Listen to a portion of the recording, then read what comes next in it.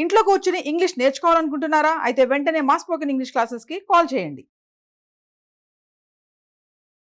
Hello నమస్తే welcome to Suman TV. ప్రస్తుతం మనతో పాటు immigration law consultant advocate Aditya Mallela గారు ఉన్నారు. వీరితో ఈరోజు మనం ఇమిగ్రేషన్ రిలేటెడ్ అన్ని కూడా డౌట్స్ ఏమన్నా క్లియర్ చేసుకుందాం. హలో అండి, నమస్తే. నమస్తే.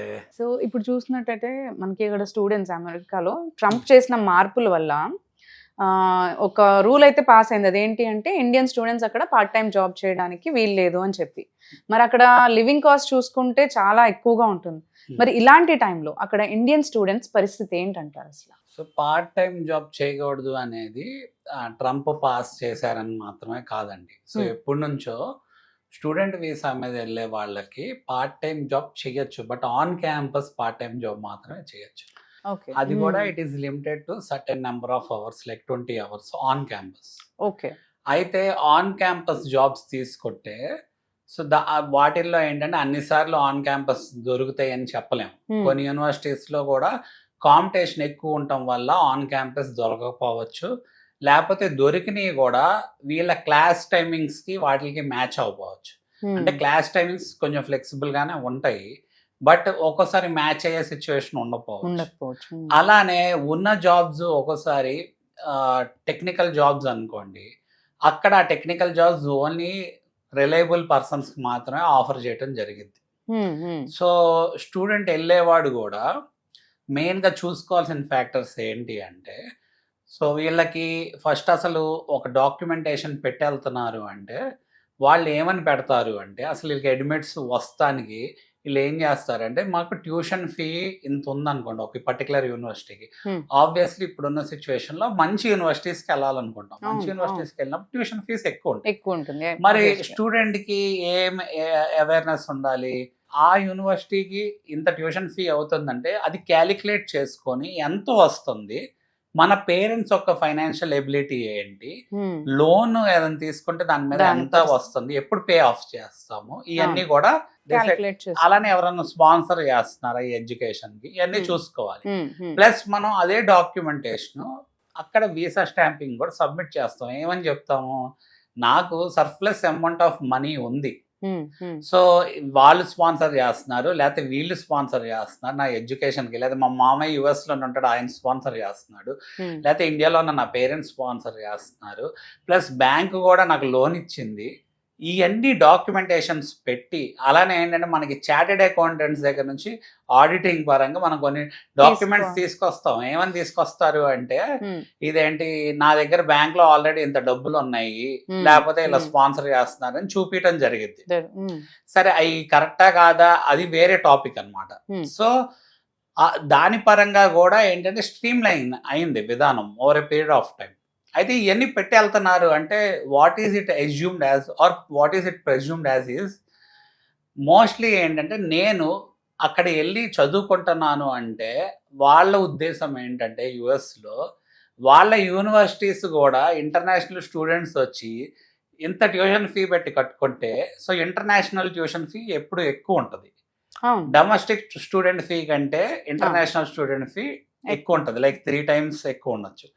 మనకి ఏంటంటే ప్రైవేట్ యూనివర్సిటీస్ ఉంటాయి, అక్కడ పబ్లిక్ యూనివర్సిటీస్ ఉంటాయి, ఒక్కోసారి ఏంటంటే కమ్యూనిటీ కాలేజెస్ ఉంటాయి. అఫ్ కోర్స్ కమ్యూనిటీ కాలేజెస్ త్వరగా ఎవరు వెళ్ళరు. సో ఈ ప్రైవేట్ ఆర్ పబ్లిక్ యూనివర్సిటీస్కి వెళ్తే, సో అక్కడ యూనివర్సిటీ ఒక స్టాండర్డ్ బట్టి వాళ్ళ ట్యూషన్ ఫీ అనేది డిటర్మైన్ ఉంటుంది. మళ్ళీ వాటిల్లో కూడా ఇన్ స్టేట్ ట్యూషన్ ఫీ లేకపోతే అవుట్ స్టేట్ ట్యూషన్ ఫీ అలా ఉంటుంది అనమాట. ఎందుకంటే స్టేట్కి మారిద్ది. సో ఈ ఇన్ స్టేట్కి ట్యూషన్ ఫీ ఎవరు క్వాలిఫై అవుతారంటే అక్కడ రెసిడెంట్ పిల్లలు క్వాలిఫై అవుతారు. సో మన వాళ్ళు అక్కడికి వెళ్ళి సెటిల్ అయిన వాళ్ళు, లేకపోతే ఇల్లు ఉన్న వాళ్ళు, లేకపోతే ఎప్పటి నుంచి అక్కడ ఉంటున్న వాళ్ళు, లేకపోతే గ్రీన్ కార్డ్ మీద ఉన్న వాళ్ళు, సిటిజన్స్, ఇలాంటి వాళ్ళు అందరూ క్వాలిఫై అవుతారు. అయితే మనం ఎప్పుడు ఏంటంటే ఇంటర్నేషనల్ కోటా కింద క్వాలిఫై అవుతాం. మీకు ఏంటంటే సిటిజన్షిప్ బై ఇన్వెస్ట్మెంట్ లో కూడా మనం చెప్పుకున్నాం ఏంటంటే domestic tuition fee, what is like international tuition fee, how they are classified, how we will get benefited by through investment అయితే ఎలా బెనిఫిట్ అవుతున్నారు, గ్రీన్ కార్డ్ వస్తుంది కాబట్టి అన్ని మాట్లాడుకోవడం జరిగింది వేరే ప్రీవియస్ వీడియోస్. సో ఈ ఫర్దర్ గా చాలా వీడియోస్ చేయడం జరిగింది, కొన్ని hundreds of వీడియోస్, ఎందుకంటే ఎడ్యుకేషనల్ బెనిఫిట్స్ ఏంటి అనేది. అవును. అయితే మరి ఈ ట్యూషన్ ఫీ అనేది ఎంత అనేది వాళ్ళకి క్లియర్ కట్గా వాళ్ళ స్టేట్మెంట్ మీద ఆల్రెడీ యూనివర్సిటీ ఇస్తాం జరిగింది. నీ ట్యూషన్ ఫీజు ఎంత, నీ ఎక్స్పెన్సెస్ ఏమి ఉంటాయి. ఒకవేళ అండర్ గ్రాడ్కి వెళ్తున్నాం అనుకోండి, మన ఏజ్ని బేస్ చేసుకొని ఫస్ట్ 1 or 2 years మీరు ఆన్ క్యాంపస్సే ఉండాలంటారు. ఓకే. ఆన్ క్యాంపస్సే రెసైడ్ చేయాలి. లేకపోతే మనము ఏంటంటే ఒకవేళ మాస్టర్స్కి వెళ్తాం అనుకో, ఆఫ్ క్యాంపస్ ఉంటున్నాం అనుకోండి, మనకి తెలిసిద్ది అక్కడ ఖర్చు ఎంత అవుతుంది అనేది. లైక్ లెట్స్ సే ఇప్పుడు ఒక చోట మన ఇండియన్ కమ్యూనిటీతో ఉండొచ్చు, లేకపోతే వేరే కమ్యూనిటీతో ఉండొచ్చు, రూమ్ కాస్ట్ ఎంత అయ్యిద్ది, లేకపోతే నెలకి ఇంత ఖర్చులు అవుతాయి. అప్పటికి ఏంటంటే మన వాళ్ళు అక్కడ రెసిడెన్షియల్ పర్పస్ లో చూసుకుంటే మన వాళ్ళు ఎలా అంటే గుంపులు ఉంటారు. ఎందుకు అంటే వీళ్ళు రెంట్ కట్టాలి అంటే చాలా ఎక్స్పెన్సివ్ అయిపోద్ది. కాబట్టి ఒక ఇంట్లో నలుగురు ఉండాల్సిన చాట 8 మంది 10 మంది ఉంటాం కూడా అవునవును 10 to 11 మెంబర్స్ ఉంటుంటారు ఒక రూమ్ లో. అంతమంది ఉంటున్నారు అంటే అది కూడా ఒక రకమైన ఏంటంటే కంప్లీట్ గా లా అబైడింగ్ కాదనమాట. సో ఇప్పుడు అక్కడ హౌసెస్ కూడా ఎలా డిజైన్ చేస్తారు ఎక్కడైనా సరే. సో ఇంతమందికి ఇంత కెపాసిటీ, ఇంత ఆక్యుపెన్సీ బేస్ చేసుకొని వాళ్ళకి ఇన్ని వెహికల్స్ ఉంటాయి, వెహికల్స్ బేస్ చేసుకొని పార్కింగ్, లేకపోతే దాన్ని బేస్ చేసుకొని దాన్ని రెసిడెన్షియల్ గా దాని మీద రెసిడెన్షియల్ టాక్సేషన్ అలా ఉంటది అనమాట. సో ఇలా ప్రతిదానికి ఎక్కడికక్కడ లా ఉంటది. మరి ఆ లాని అబైడ్ చేసినంత సేపు మనకి ఏమి ఇబ్బంది రాదు.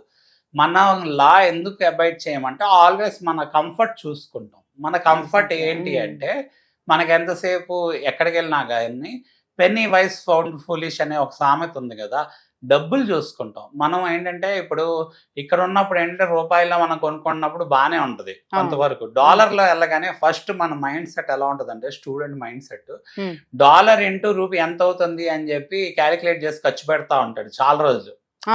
అంటే ప్రతి దానికి ఏంటంటే ఒక క్యాలిక్యులేటర్ లో కనుక ఇదిగో ఇది $, అయితే $, into రూపీస్, అమ్మో ఎంత పెట్టి తీసుకోవాలా లేదా. అది ఏంటి అంటే వీళ్ళకి ఫైనాన్షియల్ ఫ్రీడమ్ వచ్చే వరకు వాళ్ళు అలా క్యాలిక్యులేట్ చేసుకుంటా ఉంటారు. మరి వీటిలన్నిటి మీద మీకు ఓరియంటేషన్ ఎవరు ఇస్తున్నారు? ఓరియంటేషన్ ఇవ్వాలి కదా ఎవరో ఒకళ్ళు.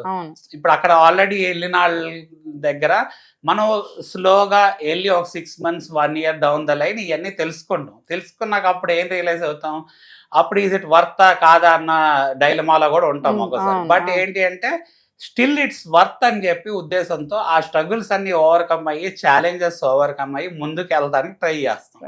ముందుకు వెళ్తానికి ట్రై చేసిన మనకి ఇమిగ్రేషన్ సెట్ ఆఫ్ రూల్స్ లో చాలా ఛాలెంజెస్ ఉంటున్నాయి ఇప్పుడున్న సిచ్యువేషన్. అయినా సరే ఇట్స్ వర్త్ డూయింగ్ దట్ అని చెప్పి వెళ్తున్నారు. ఈ ఫేజ్ అంతా వాళ్ళు ఓవర్కమ్ అయ్యి ఈ మల్టిపుల్ ఫేజెస్ వాళ్ళని స్ట్రెంగ్తన్ చేసుకొని నెక్స్ట్ లెవెల్కి మూవ్ అయినాక వాళ్ళు సంపాదించిన దానికి వాళ్ళు ఖర్చు పెట్టిన దానికి రిటర్న్ ఆన్ ఇన్వెస్ట్మెంట్ డెఫినెట్ గా అవుతుంది. అది వాళ్ళు ఏంటంటే ఇండియాతో కంపేర్ చేసుకున్నా కూడా వాళ్ళు ఎక్కువ ఎర్నింగ్ క్యాపబిలిటీ ఉంటుంది, ఫైనాన్షియల్ ఫ్రీడమ్ అటైన్ చేసే సిచ్యువేషన్ ఉంటుంది. సో వెళ్ళే వాళ్ళు కూడా ఏంటి అంటే మనకి ఎంత టైం పట్టిద్ది. సో లివింగ్ ఎక్స్పెన్సెస్ లో మనం ఇల్లీగల్ పార్ట్ టైమ్స్ చేసి ఇల్లీగల్ పార్ట్ టైమ్స్ దగ్గరే ఇరుక్కుపోతున్నాం అనుకోండి, మనం అసలు కోర్స్ వర్క్ మీద నిజంగా కాన్సన్ట్రేట్ చేసే సిచ్యువేషన్ ఉందా? కరికులం డిజైన్ చేశారనుకోండి, క్రెడిట్ సిస్టమ్, దాంట్లో ఇంటర్నేషనల్ స్టూడెంట్స్ ఇన్ని క్రెడిట్స్ మినిమం తీసుకోవాలి, ఇంటర్నేషనల్ స్టేటస్ మెయింటైన్ చేయాలంటే ఉంటుంది. మరి మెయింటైన్ చేయాలి అన్నప్పుడు మీరు సైమల్టేనియస్ గా ఇల్లీగల్ పార్ట్ టైమ్స్ ఇల్లీగల్ గా చేస్తున్నారు, ప్లస్ ఏంటంటే చాలా నెంబర్ ఆఫ్ అవర్స్ చేస్తారు. ఎందుకంటే వాళ్ళు లోన్స్ తీర్చేసుకోవాలి, ఎంతో కొంత బయటపడాలి, లివింగ్ ఎక్స్పెన్సెస్ తీర్చుకోవాలి. ఎందుకంటే పేరెంట్స్ సపోర్ట్ చేయలేరు అన్న సిచ్యువేషన్ లో అది ఏంటంటే ఇదంతా కూడా వాళ్ళు ముందే ప్లాన్ చేసుకోవాలి. ప్లాన్ ఏ ఏంటి, ప్లాన్ బి ఏంటి, ప్లాన్ సి బ్యాకప్ పెట్టుకోవాలి. రాదర్ దెన్ ఏంటంటే just looking for some illegal alternatives. Exactly. So అందుకని ఇప్పుడు ఏంటంటే ట్రంప్ తీసుకున్న మెజర్స్ అన్ని ఎన్ఫోర్స్మెంట్ పరంగా చాలా స్ట్రిక్ట్ గా ఉండటం వల్ల పీపుల్ ఎప్పుడైతే ఇది ఎక్స్పెక్ట్ చేయలేదు, అంటే ఏంటంటే ఇంత సీరియస్ గా అమెరికాలో ఎన్ఫోర్స్మెంట్ ఇంత సీరియస్ గా ఉంటది అని చెప్పి ఎక్స్పెక్ట్ చేయలేదు. ఏమనుకున్నారు ఇప్పటి వరకు అందరూ చేస్తున్నారు, మనం చేస్తే ఇన్ని రోజులు అలాగే జరిగింది కదా, ఎండ్ ఆఫ్ ద డే డబ్బులు కదా, ఇప్పుడు ఎప్పటి నుంచో జరుగుతూ వచ్చింది. మరి over a period of time వాళ్ళు అబ్జర్వ్ చేశారు, అక్కడ పరిస్థితులు మారినాయి, వాళ్ళు అబ్జర్వ్ చేసుకుంటూ వచ్చారు. సో లోకల్ లైట్స్ కూడా ఏంటంటే ఇది థ్రెట్ అవుతుంది అనమాట ఈ జాబ్స్ అనేవి. సో దాని వల్ల సో ఈ రైడ్స్ జరిగి డిపోర్ట్ చేయటం అనేది జరుగుతుంది. లీగల్ గా ఉండి లీగల్ స్టేటస్ మీద ఉన్న వాళ్ళు, లీగల్ వర్క్స్ చేసుకునే వాళ్ళకి ఏం ఇబ్బంది ఉండదు. థ్యాంక్ యూ అండి. Thank you. So much.